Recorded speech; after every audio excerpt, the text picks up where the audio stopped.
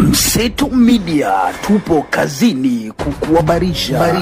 Hapa utapata habari zote za ukweli. Hakikisha umesubscribe.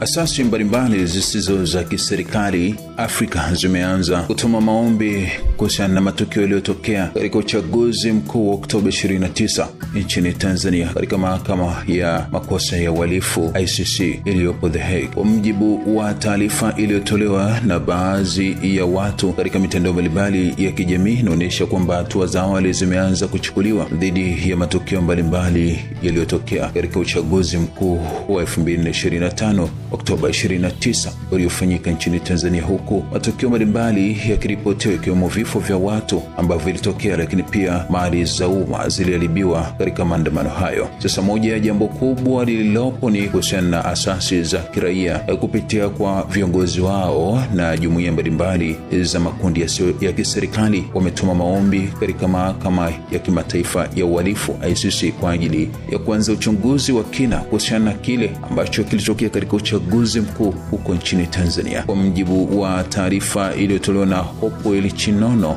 kupitia katika ukurasa wake wa mtandao wa X, zamani ukijulikana Twitter, aliandika ujumbe unaosema kwamba hati asili yenye kurasa 82 iliyowasilishwa kwa mahakama ya kimataifa ya jinai ICC inaishtaki serikali ya Tanzania vifo na kufikia hatua ya ukandamizaji wa kisiasa. Hati hiyo iliyowasilishwa chini ya kifungu cha 15 kifungu kidogo cha pili cha mkataba wa Roma inamuhimiza mwendesha mashtaka wa ICC kufungua uchunguzi rasmi kuhusu kile inachokieleza kama shambulio lililopangwa na serikali dhidi ya raia, matukio ya kutekwa na kuzima kwa mtandao. Wasilishaji huu ni muhimu sana kwa sababu ni hatua ya juu zaidi ya kisheria inayoweza kuchukuliwa dhidi ya serikali iliyopo madarakani chini ya uchunguzi wa mahakama ya kimataifa ya jinai kwa tuhuma za uhalifu dhidi ya binadamu.